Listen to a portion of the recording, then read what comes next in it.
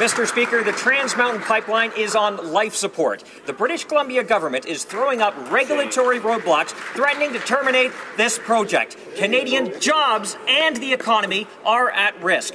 We are already witnessing Canadian oil and gas companies fleeing to the U.S., where recent investments in that sector are into the tens of billions of dollars. Despite all of this, Mr. Speaker, the Prime Minister chooses to look the other way.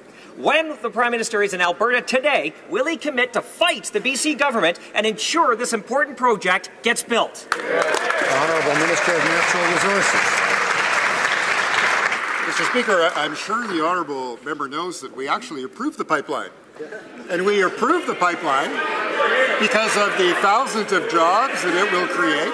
The government understands the importance of opening up export markets for Canadian crude. He knows at the same time we announced an investment of $1.5 billion in the Ocean Protection Plan. Excellent. He probably knows that we are in constant conversation with Indigenous communities up and down the line to ensure its safety. What he may not know is that the Prime Minister of Canada in Edmonton this morning said, quote, So we're going to have to wait for that.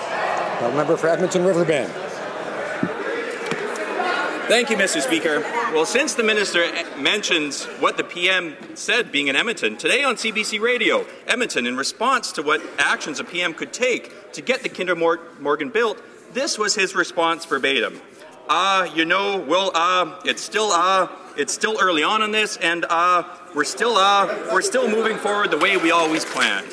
What does that even mean, Mr. Speaker? Is that leadership? When will the Prime Minister stand up for the BC NDP and get this project built?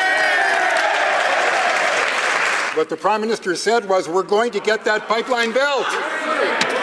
And the reason he said that, as he has said from the very first days that this government took office, is that the environment and the economy go hand in hand. We're creating jobs for British Columbians and for Albertans and for all Canadians. We're expanding our export markets. We're working with Indigenous people. The environment, Indigenous partnership, and jobs. Those are the three pillars that drive the policy of this government. That pipeline will be built.